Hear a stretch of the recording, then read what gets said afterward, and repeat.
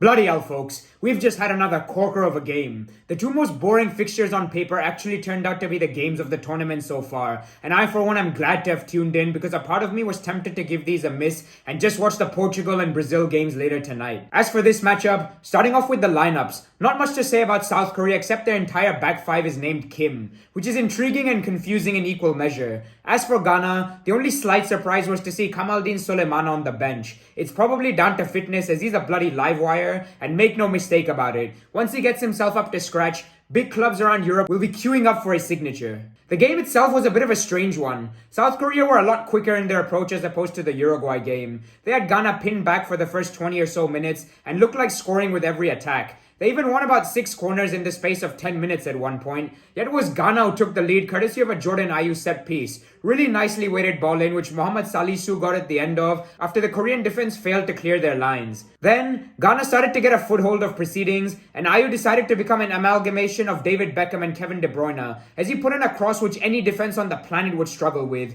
which Kudus puts away. Another top talent who's been doing bits for Ajax both domestically as well as in Europe. In the second half, South Korea came out with belief and got a chance early on with a well-placed header, yet Ghana's third choice keeper, after the first and second choice were ruled out through injury, made a fine diving save which kept their clean sheet intact. That didn't last long, however. South Korea made a couple of substitutions and kang-in made an instant impact off the bench as he won the ball back and nabbed an assist within a minute of coming on with a brilliant cross, which Cho Gue-Sung got on the end of with a diving header. Just like the Cameroon versus Serbia match, momentum completely shifted and they got a deserved equalizer shortly after with yet another Gue-Sung header. This fucker leaped like a salmon and left the Ghanaian defenders for absolute dead. I'm not entirely sure what their back five were thinking. They completely froze as the cross was delivered, and the coaching staff will be bitterly disappointed with their efforts. You would think Ghana would be flat after all of this, yet this batshit crazy World Cup continues to go against the script, as it was the Africans who scored the next goal. A no-look cross on the ground in the box which everyone misses except for that boy Kudus, who just can't stop scoring right now. This is precisely why I had him down as one of the players to watch this tournament,